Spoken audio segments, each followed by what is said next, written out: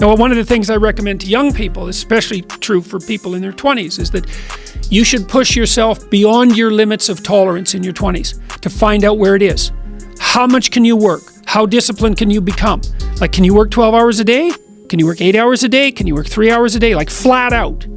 Where's your limit? And how much work can you do, and how much socialization? You should find out. Push yourself past and then back off to that point where it's optimally sustainable. Make a plan. Look at what you're interested in. Get disciplined about something. Allow for the possibility that you have something important to contribute to the world, and that the world would be a lesser place without that contribution. Don't be afraid of taking on responsibility. It's where you find what sustains you in your life. You can take on too much responsibility. You have to be cautious in that regard, but that's a less common problem than not taking on enough. A lot of the things that people regard as traps are actually the means to their life. You know, often young people are afraid of commitment, for example, in the context of a romantic relationship, and because they feel that that's going to interfere with their pursuit of something more valuable. But that's just not the case. You're not going to find something more valuable in your life than a committed relationship with someone that you love, that sustains itself across time, and that in all likelihood produces children. That's life. And there may be people for whom avoiding that is the better route, but those people are very rare, and you need a real reason to assume that you're one of those people.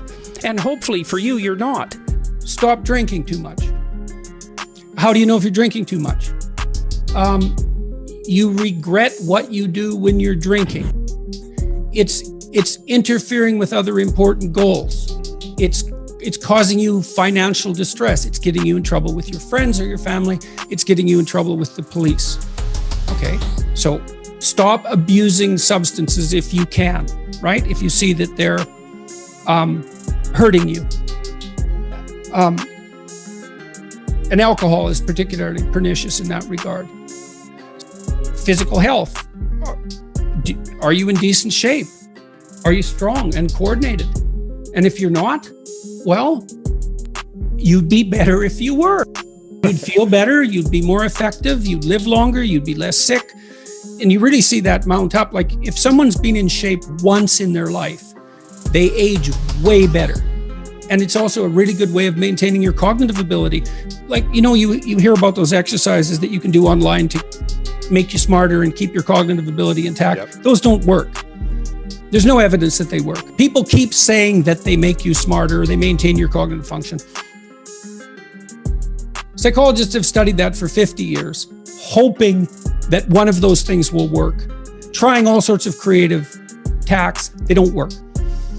Exercise works. Cardiovascular and weightlifting, you start to decline in your fluid intelligence at about the age of 25. And it's a linear trend downhill, and it can accelerate as you get older. It's just like this, quite ugly. If you exercise, you stave that off. So that's really useful.